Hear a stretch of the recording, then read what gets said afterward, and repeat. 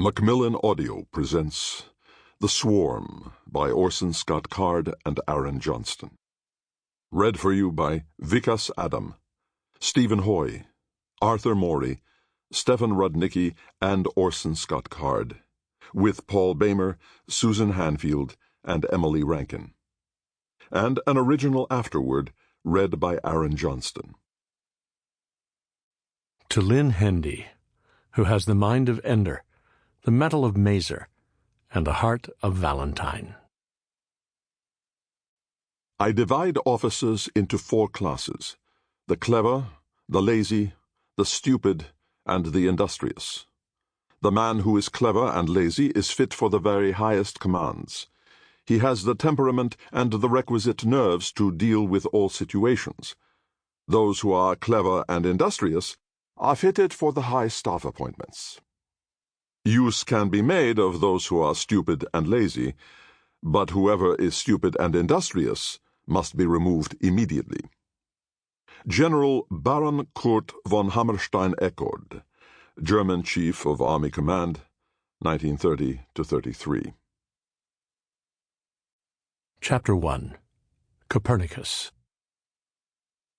The First Formic War was a close-fought thing. The Formic invaders had the capacity to destroy all life that was based on our particular array of amino acids, which, being indigestible to them, was not worth preserving.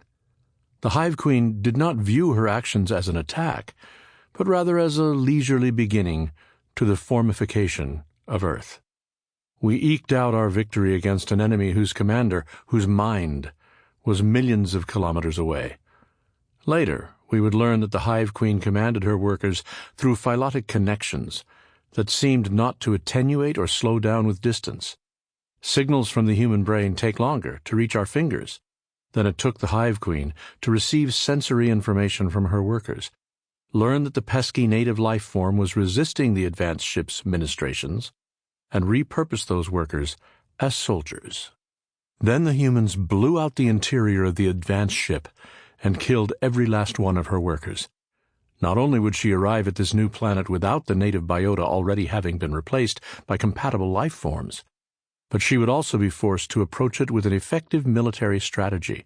She immediately conferred with her sisters on all the other populated planets, showing them how the humans had behaved, the structure of their bodies, the weapons they had used.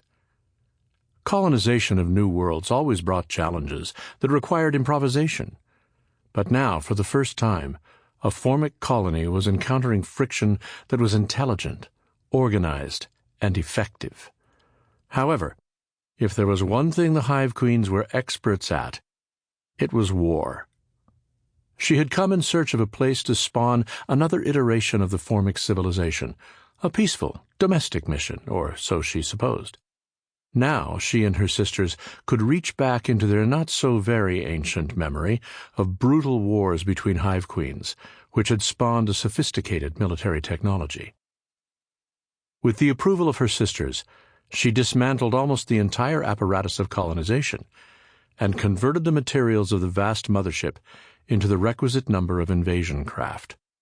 She had intended to wield only her delicate, sacred ovipositor, but finding the way blocked, she drew her sword. Demosthenes, A History of the Formic Wars, Volume 3. Mazer Rackham drifted away from the space station, sealed inside a capsule no bigger than a coffin, his weapons and gear pressed tight against him. The capsule tumbled end over end, spinning in 3 dimensions through zero gravity. Mazer's equilibrium was gone in an instant.